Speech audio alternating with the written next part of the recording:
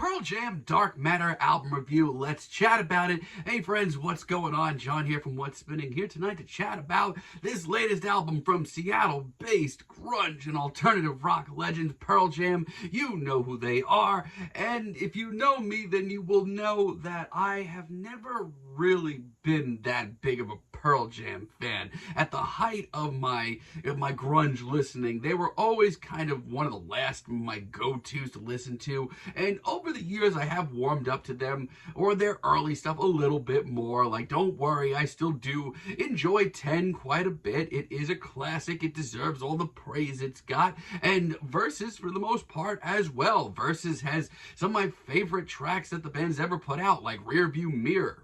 But as the years went on and Pearl Jam became just a bigger and bigger name in music, what they were doing and the direction they were going just never really followed my suit as far as, just what I was looking for at the time. Like the big, larger-than-life ballads of Vitalogy just blew right past me. And by the time that No Code came out, I just found myself having less and less to say about these records. And I did think I was going to kind of turn around on their stuff, because I did find to be 1998's Yield to just be one of the more consistent albums in their discography. It just sounded right. But then I did wake up from that really nice dream that I was having, because Binaural in 2000 came out, and it just put me in such a bad state of mind with the band. Even if I did enjoy their follow-up Riot Act, and my teenage self did really love their self-titled album Pearl Jam, I just could not connect with the band as much as everyone else seemed to be doing. And for me, things just got worse, because like Lightning Bolt and Backspacer, to me, these were some of the most phoned-in records in Pearl Jam's discography. They were going down this incredibly boring track and just didn't seem, at least to me, to be aging well as a band. And they did take a short hiatus, but in 2020 they returned with Gigaton, and a lot of my friends reached out to me. John, you gotta listen to this. This is old Pearl Jam. This is that old sound, and it came out, and I guess, but it just was not interesting, and my review for this album became one of my most negatively received reviews ever. Yeah, people were not happy about that one. However, we are back, and I almost did a discography ranking for Pearl Jam just for fun, but I decided to go the St. Vincent route for this month's discography. That's coming soon. But for this new album from Pearl Jam, I'm gonna be honest with you.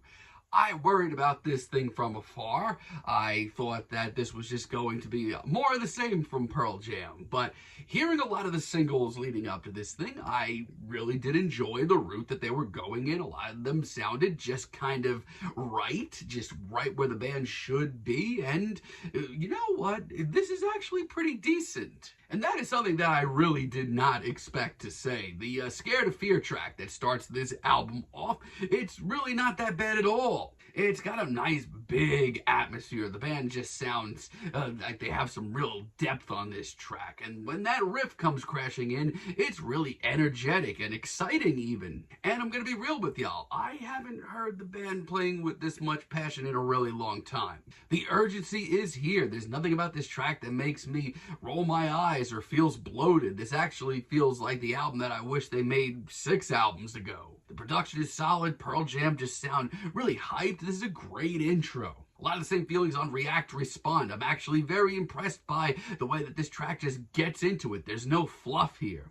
I would even argue that I haven't heard Eddie Vedder sounding this urgent in a really long time. I mean, he's got some fire to his vocals here. Yeah, this track's just overall really decent. I wouldn't mind doing some cardio to this. And would I say that this is the absolute classic Pearl Jam sound? No, but I would say that this is just really nice to hear absolute legends play with this much heart right now. I mean, I had a lot of the same feelings on the Foo Fighters record from last year. I've never been a Foo Fighters fan, but I thought that was one of their better albums, and this is one of the better Pearl Jam records that I've heard in a really long time. Wreckage is a hell of a single. I feel like if this track showed up on maybe an album, maybe 2 or 3 albums ago from Pearl Jam, this could have gone much farther south. But it's got a great old school alternative rock ballad sound to it. It's got that big sing-along hook. I love the strummed riff. Everything about this track just seems really well done. Like, if you told me this was some lost, really great B-side from the 90s, I may just actually believe you. The title track here, Dark Matter, it did take me a couple of listens to really warm up to. I mean, I did hear that little bit of funk in that riff, and I kind of ran south. But thankfully, they performed the hell out of this track. The charisma that Pearl Jam are showing here, I'm actually really impressed with. Eddie continues to sound just as fired up and confident as he has on other tracks here, and the band follows suit. They sound really good. That riff, the band's playing, it's all great, and the sound play that we get throughout is really impressive as well. Also, Won't Tell may be my favorite deep cut here. This is a hell of a sound for Pearl Jam. There's a sense of nostalgia to this track that is really hard to look past. I mean, that old school alternative rock riff and that big hook, this is just really instantaneous. And yeah, once again, like, if this track showed up on Gigaton, I could have told you from a mile away it wouldn't be as decent as this. But something about this, and a lot of this album, just shows Pearl Jam's stars aligning and them just sounding in the right place at the right time. Now, call me biased, but like I said, I've had a lot of issues with Pearl Jam over the years. I have not enjoyed a lot of their albums since the turn of the millennium, sadly. And when things get a little sloppy on here, I don't know, they just kind of make me react a little bit stronger than usual. Sorry. Like Upper Hand, for example. This is not nearly as passionate or as heartfelt, or as just well performed as a lot of other tracks here. This 6-minute slow-burning alternative rock ballad just kind of meanders more than anything. It doesn't really have any clear direction. As a matter of fact, nothing about this track really feels very organic. If you typed in Pearl Jam AI, I feel like this track might come up. Yeah, not only is this one of the worst tracks here, this is the kind of crap that I braced myself for. And yes, sadly, it does show up. And Something Special. Oh man, I got a special kind of chills listening to this track. Not the good kind. Once again, this is the cheesy bullshit that just gets under my skin so fast, and is the kind of material that I thought we would get a lot more of here. For just how raw and energetic this album has been, and focused as well, I hear this, and it's dated. My good mood, it's right out the window. This is no. And Setting Sun as a finale, God, this track is just, it's a sloppy mess. I mean, on one hand, I do love the depth that they show here. That's great, but they don't do anything with it. They meander once again. They wander around and sound lost. This is just a little too flimsy. This riff, it's just a little too airy. Like, it feels like it's gonna blow away. And once again, Pearl Jam just go from sounding reinvigorated and excited and adventurous once again to just kind of lost and dated. It's really not good. Not to mention, these 3 tracks are just standing out. 2 of them are very long and feel a lot longer. Yeah, they definitely took me out of the really good mood that I was in listening to most of this record. But, you know, I still am happy to report that this is a decent Pearl Jam record, because this thing could have been a mess. Like Waiting for Stevie, this is one of the longer cuts here, and late in the album, it's really exciting.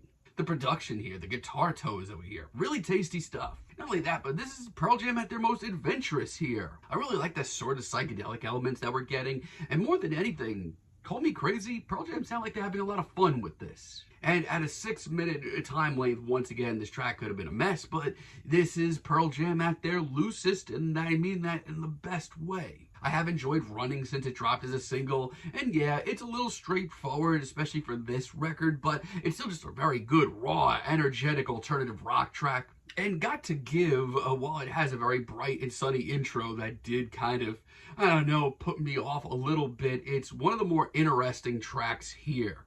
It's got passion, it's got the heart, it's maybe a little straightforward once again, but still, this is a very solid recording from Pearl Jam. And I mean, yeah, this isn't, you know, gonna go toe-to-toe with some of their true classics, but I'd also argue that the album, you know, overall is a pretty passionate, energetic, and just fired up release from the band that has them maybe playing it a little safe, but playing it in a way that they haven't really sounded this together in a really long time. And And yes, I'm biased, and the few tracks here that are really bad really just turn me off and just get on my nerves in every last way, shape, and form. However, for me, someone who has enjoyed a Pearl Jam album in quite some time, the fact that I can give this a strong 6 makes me a happy boy. But let me know what you all think down below. If you liked the video, be sure to give us a like, give us a subscribe, and let me know down below what you would like for me to chat about in the future. And until next time, have a great day, friends.